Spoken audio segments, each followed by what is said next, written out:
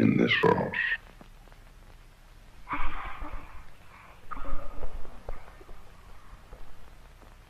Imagine for a moment to go back to your childhood and you wake up at, 2 in the morning and there's nothing on. Maybe the TV's on and it's on some public access or paid programming or public domain cartoons.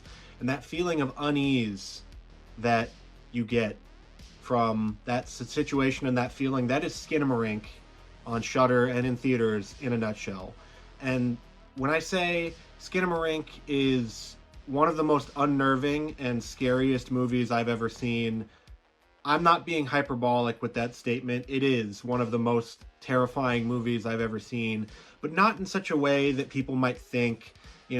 There's this new wave of horror movies that are like Hereditary and Midsummer and stuff like that, that are unnerving but are still traditional movies in the sense of the word. And Skinamarink sort of skirts that with the lack of a plot, the lack of human sort of faces in the film and everything else to it. And there's no score, so it never reminds you that you're watching a movie in the theater or if you're watching it at home. There's no safety net for the audience here.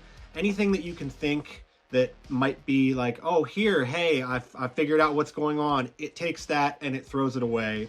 Even down to the subtitles in the film, because some of the voices in the film are garbled, they're whispers from off in the distance, and those you can't trust.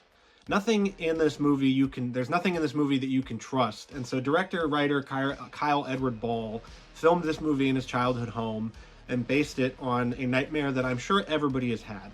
The plot of the movie, very limited as it is two children wake up in the middle of the night and they find that their father is missing and gone, and then every door and window in their house is also gone.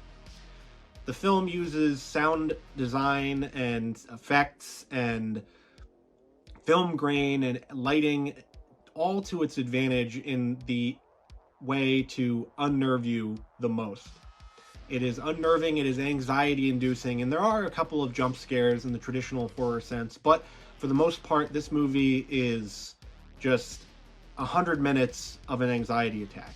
Almost. It might give people out there some anxiety. So I suffer from sleep paralysis sometimes. I haven't had it in a long time, but that feeling that you get of sleep paralysis where you can see everything and you can sort of feel everything, but you can't move, you can't scream, that is the perfect description for Skinamarink that I can give. And the film just goes on and on with this sort of unnerving feeling that builds and builds and builds and builds, and you don't get any point throughout the film of that relief of tension. It is just straight tension the entire time. For transparency's sake, I watched this movie at my house on a screener with headphones on, at least, so I got that sort of experience. But this movie is best served, I believe, to go see in theaters, in a room full of people, on a big screen with loud sound, because the sound effects and the sound design in this movie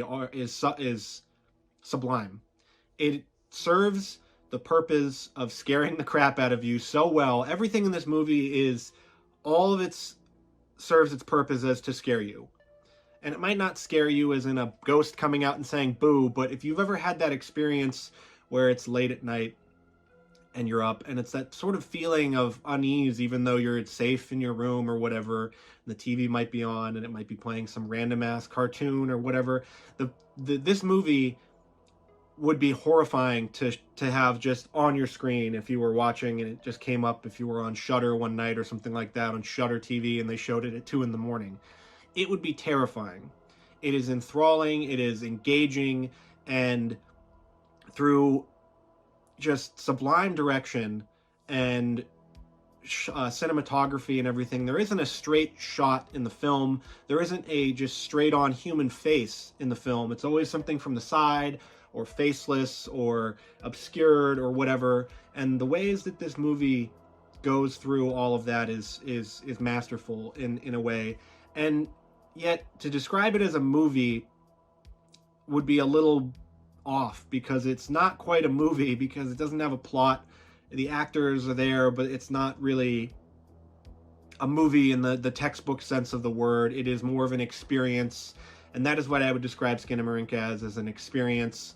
So if you've ever wanted to be really, really, really scared and really terrified, unsettled, unnerved, whatever you want to call it, in a movie theater, go see Skinamarink. It's out today, January 13th, in theaters. You can check it out on Shudder at a later date to be announced, but go check it out in theaters for yourself and see the experience of Skinamarink, because you won't regret it. It's one of the most terrifying experiences I've seen, and it's just this new experience on film. It's something different for horror fans, and I know a lot of people out there want to say, oh, everything in horror is the same. This proves that there's still more out there that we can scare you with, and that the human imagination and something messing with your vision, messing with your mind, is still the scariest thing that you can put on film.